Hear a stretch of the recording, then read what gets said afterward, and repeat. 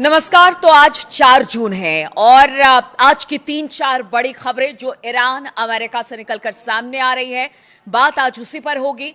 तो ईरान ने धमकी दी है कि बेरूत पर कोई भी हमला इलाके में फिर से युद्ध को शुरू कर सकता है और ईरान ने एक बार फिर से चेताया है। ईरान के विदेश मंत्री ने कहा कि तेहरान ने साफ कर दिया कि लेबनान की राजधानी पर किसी भी हमले की स्थिति में वो चुप नहीं बैठेगा। ईरानी विदेश मंत्री का बयान ऐसे समय में आया है जब इजरायली सेना बेरूत पर हमले के लिए आगे बढ़ रही थी, जिसे डोनाल्ड ट्रंप और नेतन्याहू के बीच बातचीत के बाद रोक दिया गया।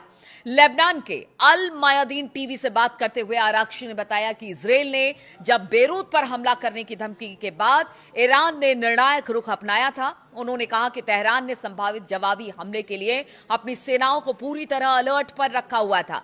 ईरान ने जोर देकर कहा है कि पश्चिम एशिया में युद्ध को खत्म करने के लिए कोई भी समझौता तभी संभव है जब उसमें सभी मोर्चों पर लड़ाई खत्म हो। इसमें लेबनान भी शामिल बताया जा रहा है। अब दूसरी बड़ी खबर आपको बताते हैं। ईरानी विदेश मंत्री की धमकी ऐसे समय में आई है जब अमेरिका और ईरान में बार बार एक दूसरे पर हमले हो रहे हैं और इसमें लोगों की जान जा रही है। कुवैत के अंतर्राष्ट्रीय हवाई अड्डे पर हुए ड्रोन हमले में एक भारतीय नागरिक की मौत की भी अब पुष्टि हो गई है और 63 लोग इसमें घायल हुए हैं। इस हमले का डरावना वीडियो भी अब कुवैत ने जारी कर दिया है और कमाल की बात देखिए ये कि अमेरिका और ईरान दोनों एक दूसरे पर आरोप लगा रहे हैं कि उनके हथियारों ने यह तबाही मचाई है। इस घटना ने पूरे क्षेत्र में हालात को बेहद खतरनाक और बदतर बना दिया है। लगातार अब गहरा तनाव इसे लेकर बनता चला जा रहा है। अमेरिका की सेंट्रल कमांड यानी सेंटकॉम के मुताबिक ईरान के दावों को पूरी तरह से खारिज किया है और कहा है कि कुवैत हवाई अड्डे पर हुई तबाही के लिए ईरान जिम्मेदार है। सेंटकॉम ने कहा कि ईरान का यह दावा कि धमाका अमेरिकी मिसाइल इंटरसेप्टर की वजह से हुआ पूरी तरह से गलत है। सेंटकॉम ने बयान जारी कर कहा कि ईरान का दावा झूठा है। उसने कुवैत एयरपोर्ट पर हमला नहीं किया और नुकसान अमेरिकी मिसाइल इंटरसेप्टर से हुआ है।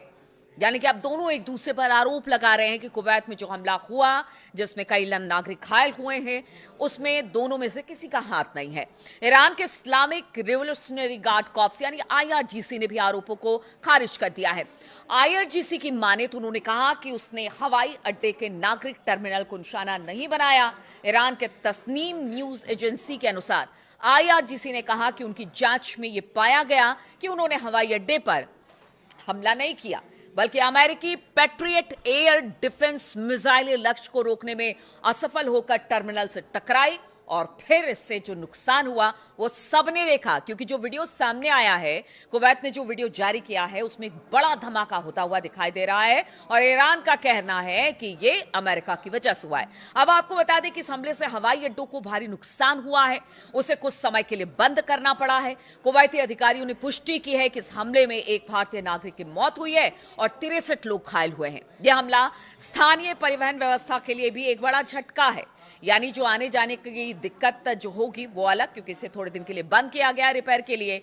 यह हवाई अड्डा पहले भी कई बार युद्ध के दौरान निशाना बनाया जा चुका है और हाल ही में 1 जून को ही यह पूरी तरह से सामान्य संचालन यहां पर शुरू हुआ था और देखिए 3 जून आते आते एक बार फिर से यहां पर हमला हुआ है।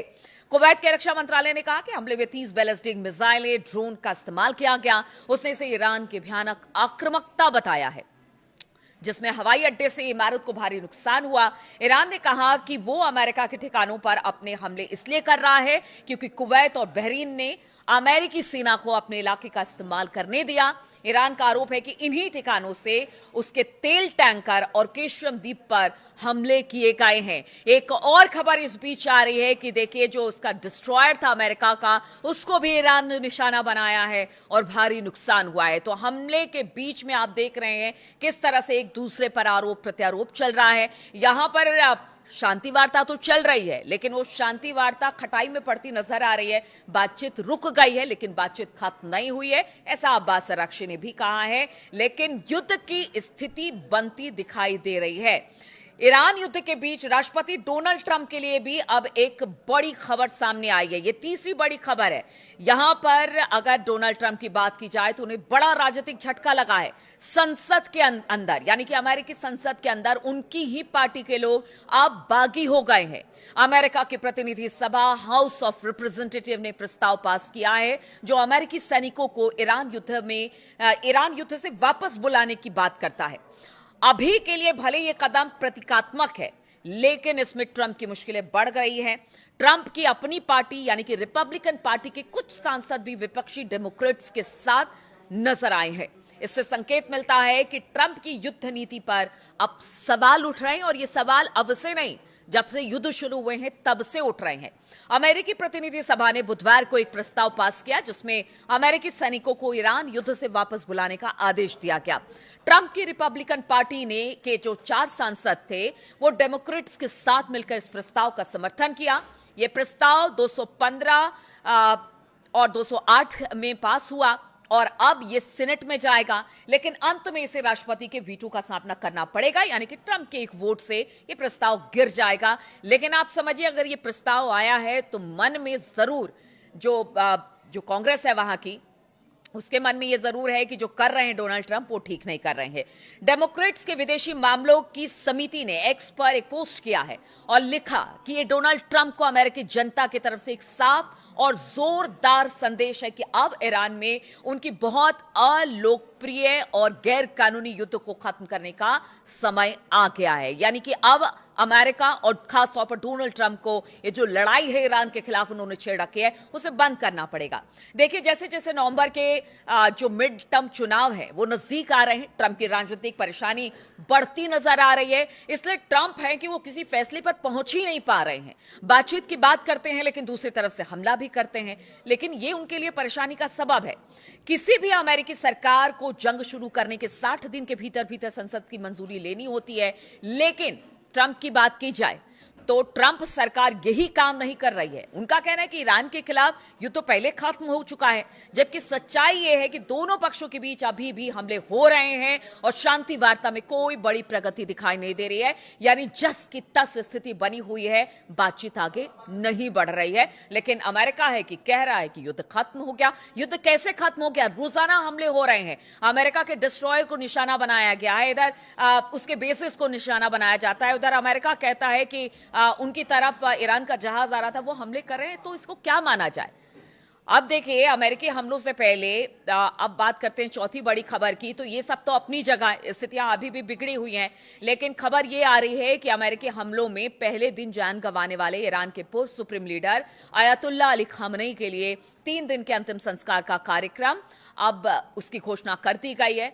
देखिए, 3 महीना गुजर गया है और अयातुल्लाह अली खामनेई साहब के जनाजे को लेकर अब जो बड़ी खबर आ रही है, ईरानी सरकारी मीडिया के अनुसार जनाजे में करीब 2 करोड़ लोगों के शामिल होने की उम्मीद है। और इतना वक्त क्यों लगा वो भी आपको बताते हैं। तो ईरान के सरकारी ब्रॉडकास्टर IRIB के अनुसार तेहरान के सांस्कृतिक और सामाजिक मामलों के उप महापौर मोहम्मद अमीन तवाकोली जाहिद ने कहा कि शहीद इमाम के विदाई समारोह, अंतिम संस्कार और दफन की तैयारियां अंतिम चरण में हैं और इसके तहत तेहरान, कौम और मशहद में 3 दिनों तक सार्वजनिक कार्यक्रम और जुलूस निकाले जाएंगे। उन्होंने ये साफ नहीं किया है कि अंतिम संस्कार किस खास तारीख को होगा, लेकिन उनका कहना है कि इस्लामिक कैलेंडर के पहले महीने यानी कि मुहर्रम की शुरुआत में हो सकता है। तवाकोली जाहिद ने कहा कि तेहरान में अंतिम संस्कार का कार्यक्रम कम से कम 24 घंटे तक चलेगा। उन्होंने बताया कि राजधानी में करीब 2 करोड़ लोगों के शामिल होने की तैयारी की जा रही है। अंतिम कार्यक्रम का स्थान अभी तक तय नहीं किया जा रहा है और इसके लिए तेहरान का मुसल्ला यानी कि ग्रैंड प्रेयर्स हॉल और इस्लामी गणराज्य ईरान के संस्थापक इमाम खुमैनी का मकबरा 2 संभावित स्थान है जहां पर उन्हें जमींदोज किया जा सकता है। लेकिन जो बड़ी खबरें यही हैं कि हमले लगातार हो रहे हैं, स्थिति अब भी बद से बदतर है। अब देखना होगा कि जब अली खामनेई साहब को उनको सुपुर्दे खाक किया जाता है तो उस वक्त किस तरह का इमोशन देखने को ईरान में मिलता है, क्योंकि ईरान की जनता लगातार सरकार के साथ साथ है या फिर कह लीजिए कि आईआरजीसी के साथ है, और वो सड़कों पर मतलब समय समय पर उतरती रही है और सपोर्ट करती रही है कि ये लड़ाई आगे भी जारी रहेगी जब तक अमेरिका पीछे नहीं हटता है। तो अब इंतजार उस वक्त का, उस लम्हे का भी होगा जब अली खामनेई साहब को सुपुर्द खाक किया जाएगा, और साथ ही साथ जिस तरह के हमले हो रहे हैं, कहीं ये छोटे छोटे हमले किसी बड़े युद्ध में फिर से तब्दील ना हो जाए, और इधर ट्रंप की मुश्किलें हैं कि कम होने का नाम नहीं ले रही है। इन तमाम खबरों पर मेरी नजर बनी रहेगी। बहुत बहुत शुक्रिया आप सभी का मेरे साथ इस वीडियो में शामिल होने के लिए।